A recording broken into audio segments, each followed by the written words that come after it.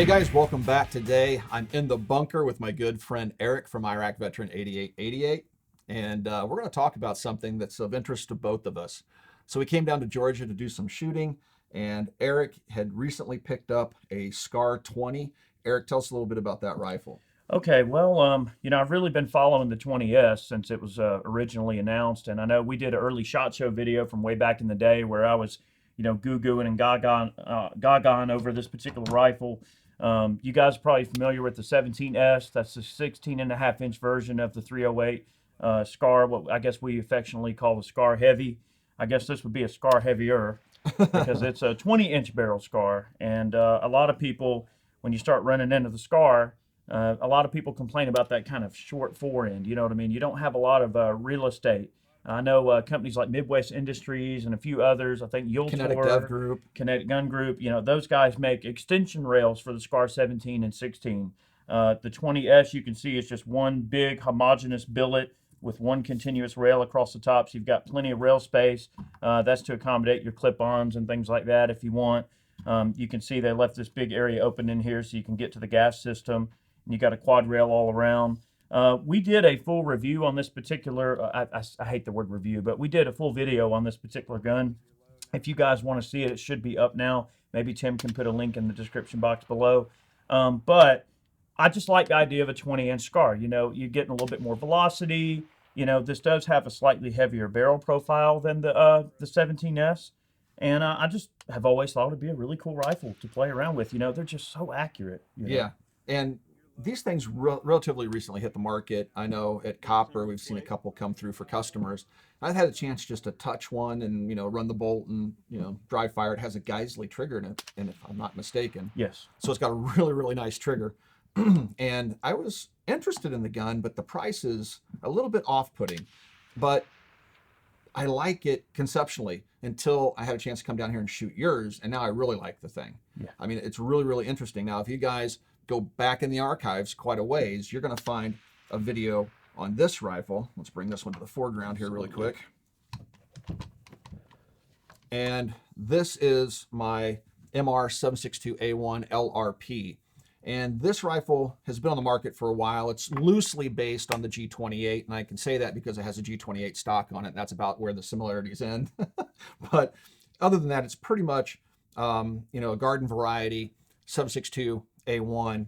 But the LRP package comes with a Pelican case and some other things. It came with a loopholed 3x9 scope on it that was really horrible, and that's one thing that really kind of made me not like the gun initially, was that horrible scope. I mean, you got this really nice and expensive rifle, and then they put like one of the budget optics on it, in my opinion, and that fire dot thing was just too coarse of a reticle, so I swapped it out with long range. Well, it's just called the LR17 from US Optics, and that's what's on here now. So I pulled that loophole scope off there and stuck that on there, and the rifle shoots really good, and I fell in love with this thing. And I had to beg HK to basically sell it to me on terms. So it took me many months to pay it off, but I wound up keeping this rifle, and I fell in love with it because of the accuracy of this thing. And so we took both these rifles out to a mile range, but we didn't shoot at a mile. That's a later video you need to watch his channel for. But we shot out to 1,000 yards with both the rifles. And inside 1,000 yards, hits were extremely easy to get. We were both using 175 grain federal gold medal match ammunition, and the rifles are pretty equally matched in terms of performance, where you have a 20-inch barrel, I have a 16-inch barrel, so velocity is going to be a little bit different, but out to 1,000, I was easily able to score hits on the 1,000-yard target with that 16-inch barrel. And again, that's one of the things that really drew me to the rifle. But one thing that I learned about this, that Geisley trigger makes a world of difference. Yeah. Because the trigger in this thing is horrible. It's like a standard mil-spec AR-15 trigger in there. It's real stagey and gritty. Heavy, and this thing really is. I am really happy to see Bill Geisley getting the recognition that he deserves. I mean, the fact that a lot of companies at the OEM level are using Geisley stuff, I think speaks volumes for Bill's work. They're a great group of people, and they make great products, and they really stand behind what they do. So, I have my other 17, my SCAR 17 has a Geisley trigger in it, and it is a very essential upgrade for the SCAR. The factory trigger is not terrible, and I guess while we're comparing apples to apples, the factory trigger in a standard SCAR compared to this is definitely a little better. Yeah. It does break pretty clean. I mean, it's not a terrible trigger. It is a military, weight trigger, but the Super Scar is a great upgrade, and it comes standard on the 20S, which is really neat. And it does have a Hope grip standard. I guess that's another standard option. Yeah. I think that at this point I've probably got maybe about 500 or 600 rounds through this gun. I'm running this one with an SDN6. It's an older AAC can. Works pretty well. The Leupold Mark 6 with the Horus H59 reticle in it. And it does a pretty good job. This one's in a spur mount. It's got the little anti-cant device down there in the bottom, which is neat, a little bubble level. One departure on the 20S that's different than the other Scars. It does not have a folding mechanism. So it's a fixed stock, but you have adjustable comb height and adjustable length of pull. So you can bring that up if you need to. Okay. And that can go in and out for your length of pull, which is really nice. Or if you just want to compact it down for storage, you can do that. It's a great gun. That's pretty cool that it's toolless, because we'll talk about the G28 stock here in a second. Yep. It's all self-contained.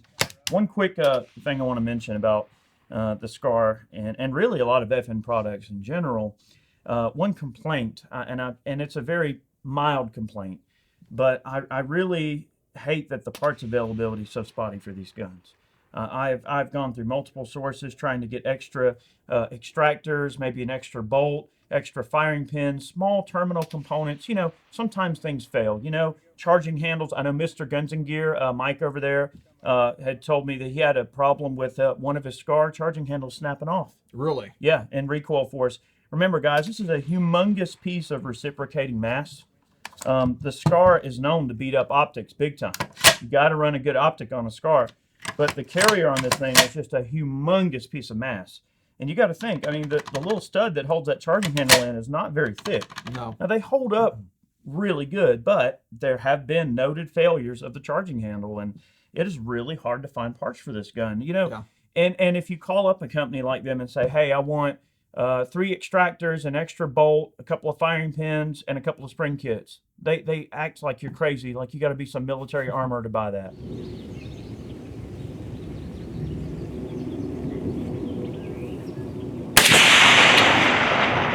There you go. There we go. Right on bottom. Right on the bottom. Come up a little more.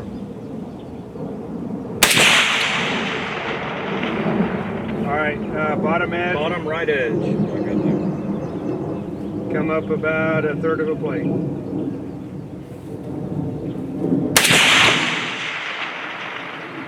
You're on the right plate, just right outside plate. the bullseye. Heck yeah.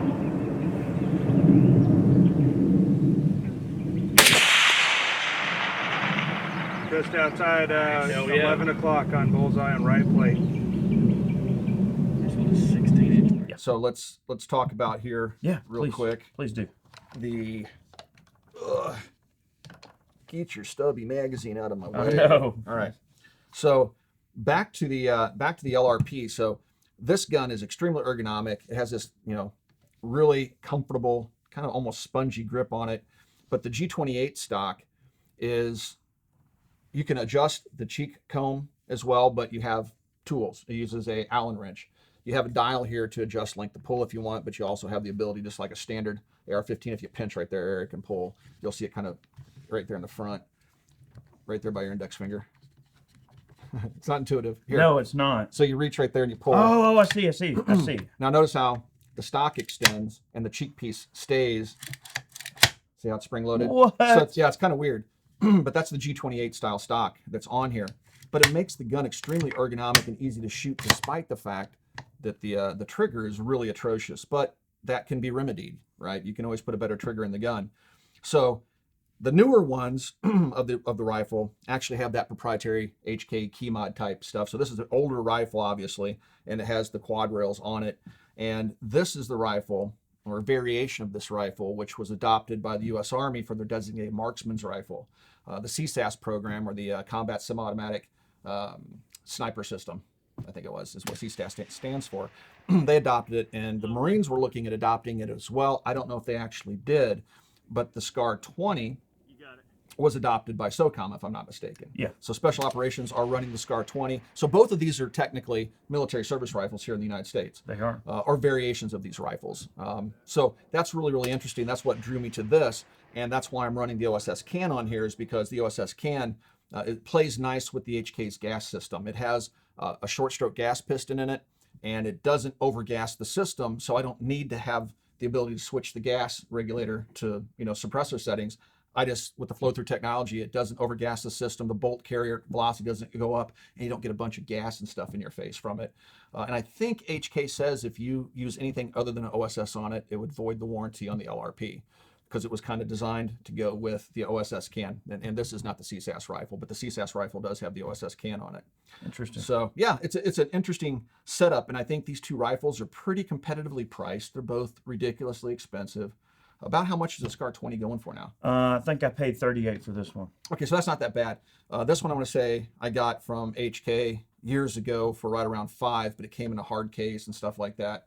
That's about right then. Yeah, and that didn't come with a scope, right? Oh, no, I don't no, think no, it does. no So optic. this came with a scope, but it's one you're going to throw away. I wish you could get the LRP package minus the scope, or just go buy yourself a 762A1 and locate a G28 stock somewhere, and it's basically the same rifle. But One thing I want to notice here, or make note of, two things actually. Mhm. Three things. okay, 3. Three things. Going for Okay. 4. No, I promise. It's only three things. Okay. One is you've got these sling mount points on both sides of this rifle, I just noticed, and on the back of the stock. Mhm. Thought that was kind of cool. You don't really see that very often. And then two, I noticed that the tube is thicker. It is. It looks like it's a proprietary tube. It is. Everything on HK is proprietary for the most part, except for Okay. the 1913 rails. Then the newer version, they actually go to their own version of Keymod. So the 556. That was going to be my third question was, Yeah. what the heck? You said proprietary Keymod. I believe it's proprietary. Jason was looking at the MR556s and the Keymod. It looks like Keymod, but I want to say it's proprietary. I'll What? double check that, but I'm pretty sure. Yeah, it's HK's version of Keymod. That is the weirdest thing ever. I mean, They should have just went to M-Lock. I mean, M-Lock 1, get over it, I know. I still have a lot of M-Lock guns. Well, I've got I'm sorry, a, Keymod guns. and it's outside the vein of this video, but I'll just quickly mention, I've got one of the LMT piston uppers. It's really nice. Loose Machine Tool makes some really cool stuff. It's got a hammer forged barrel and everything like that. But anyway, it's got their proprietary, rail sections that have to go on the gun. And I was going to put like a bipod mount on the bottom of the upper and everything like that. I was going to add a few bits of accessories. I'm thinking, oh yeah, I'll just order some M-Lock. And I'm thinking, was it M-Lock? And then I look, and sure enough, LMT also uses a proprietary rail section system. You have to buy their rail sections. Yep. And of course, I'm telling you, they're not $9 either. Right. they charge you. So Yeah. I think it's they really try to get you on the back end on the I hate it when accessories. companies do that. I wish they would just use accepted standards like, regular Keymod or M-Lock. I hate it when companies force you to come back and buy their accessories. So yeah, if I wanted to put something other than this stock on here, you're right, this tube is larger than your standard AR-10 tube. Now, will it still accept the standard AR-10 I don't believe it will. I've never tried to take it off. I have no reason to. But yeah, it's typical HK thinking there. Now, on the triggers, and I guess you answered number 3, but I guess this is number 4. You get your number 4. So another question I have about this is you mentioned that the trigger, being mil spec. I shot it the other day, and I thought the trigger was a little spongy. It breaks clean, but it does have kind of a bit of a spongy take up and a tiny amount of creep and a little bit of heft in terms of the weight. It does break clean. However, you did say this is still compatible with standard AR triggers. Yeah, right? you can get a Geisley trigger for this, I believe. Okay, so you can upgrade the trigger. I would put a trigger in it, but I'm trying to leave it. I have the original scope on here. I'm trying to leave it as original because I'm the collector. I don't like modifying stuff too much, but I had to put a real scope on it because the scope that it comes with is absolutely 100% horrible for the rifle. Now, if all you're trying to do is shoot out to 300-400 yards and you're aiming at a man-sized target, it's fine, right? It's a minute a man type setup. I can understand that. It's a DMR, but I wanted a finer reticle so I could shoot for groups, and that's why I wound up putting the LR17 on there. So overall, I would say I'm still in love with this, and I wouldn't trade this for this, but after shooting this SCAR 20, I have a new appreciation for it because I thought it was just kind of a 20-inch barreled SCAR. And, even though it mostly is, the way it shoots, that long barrel, the trigger is really nice. Of course, I would put a Super SCAR trigger. I did in my SCAR. but the stock is nice. Everything about it just shoots really, really good. And watching you ring steel with it, I'm like, okay. At first, I was like, yeah, I wouldn't buy one of those. I wouldn't spend the money if I had it. And then at the end of the day, I was like, wow, man, I would want one of those. It's So, hard to say, on my perspective, with the HK, I went into it kind of thinking, all right, well, I'm not saying that I'm biased towards FN and the SCAR or anything like that. I'm not, but I do really like, my SCAR 17. I like the 20S, and I've dealt with a couple of different 308s. I mean, I've messed with some of Frank's 308s at POF that he does, the P308 and others, and I've messed with some of the Daniel Defenses, and they're accurate. And I would say the HK can go toe to toe with just about any type of AR-10 platform that's out there. Now, I have to say, and it's just me, I'm not the collector type like Tim is in terms of being hardcore about having every little thing being just right. Is that to say you couldn't build an AR-10 that would shoot just as good as this for a lot less money? You probably could. oh yeah, easily. You Yeah. could. I mean, because you could get a really good barrel and then go that route. Upgrade the barrel, get a decent receiver set, maybe put a good forend on it, and then drop the extra money in a good optic, and probably get out for a lot less than the H&K and still have a gun that shoots just as good. Now, it's not an H&K, but can you build a SCAR? Well, you could. According to you, you can buy the 20-inch profile barrel, but is it the same? Now, I don't know. There might be aftermarket companies making barrels for these. I don't know. Are there? I'm Are there glad you precision? mentioned that. There is. I didn't get the name of the guy that was doing it, but there is a guy that is taking, and I guess he's either rechambering or making his own blanks, whatever. But there's a guy that has rebarreled a couple of these 20S's to 6.5 Creedmoor. Oh, that now I'm in love.